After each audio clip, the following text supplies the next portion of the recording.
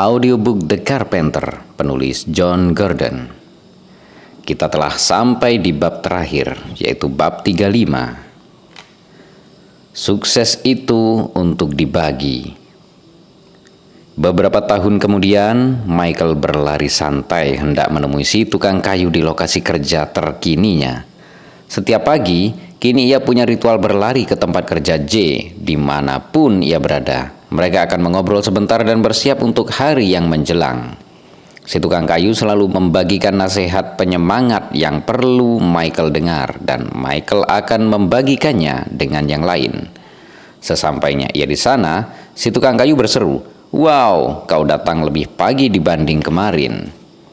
"Jam pergiku sama saja, tapi lariku sudah lebih cepat," ujar Michael. "Moto baruku ialah menua, makin sehat, makin cepat, dan makin baik." "Itu baru namanya bicara pada diri sendiri," sahut si tukang kayu tertawa. "Ya, aku punya teladan yang hebat." "Jadi apa yang kita bangun minggu ini?" tanya si tukang kayu.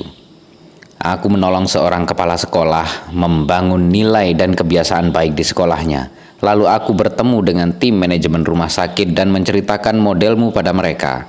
Lalu aku bersua dengan temannya teman yang memintaku membagikan metode cinta, melayani, dan peduli bersama semua pelatih di kampusnya." "Wow, minggu yang sibuk," ujar si tukang kayu bangga.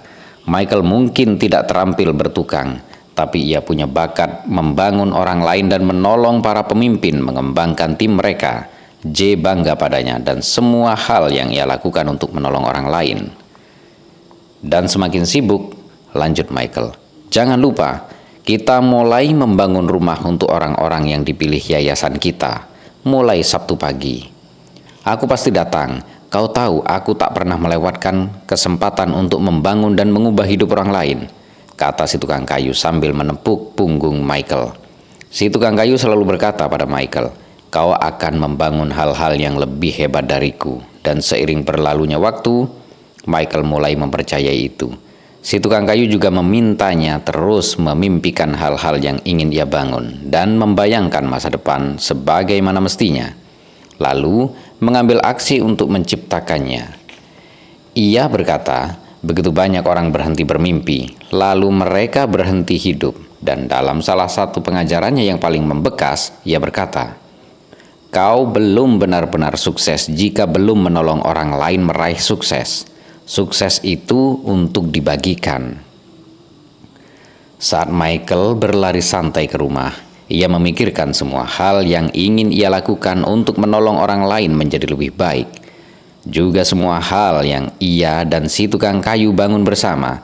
Mereka mulai dengan membangun rak televisi, lalu mereka membangun meja dan bisnis Michael. Kini mereka membangun makin banyak hal yang lebih penting. Michael dan Sarah bermimpi membangun rumah bagi orang-orang yang tak mampu membeli rumah, dan mereka melakukan itu. Awalnya mereka membangun satu rumah, dan seiring berkembangnya bisnis, laba, dan pengaruh mereka di kota ini, mereka semakin banyak membangun rumah untuk orang lain. Lalu mereka bermimpi membangun sekolah di Afrika, dan mimpi itu terwujud berkat dukungan teman dan rekan bisnis.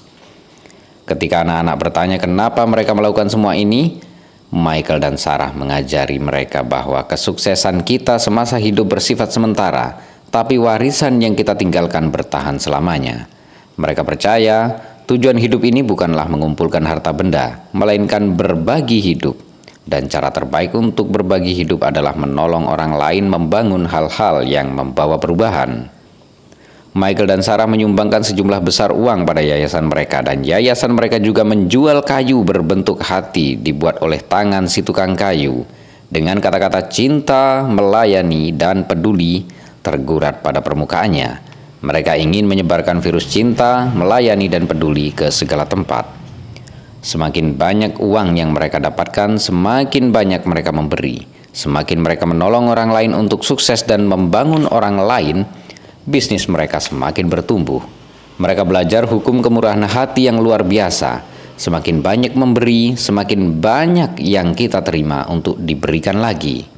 Maka, setiap tahun, pemasukan mereka bertambah dan sumbangan mereka pun semakin besar jumlahnya. Michael berlari makin cepat karena terlintas di benaknya beberapa mimpi dan proyek baru yang ingin ia wujudkan.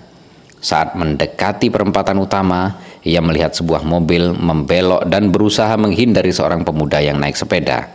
Hari masih sangat pagi, jalan-jalan masih sepi, tapi sayangnya si pengemudi kurang cepat bereaksi.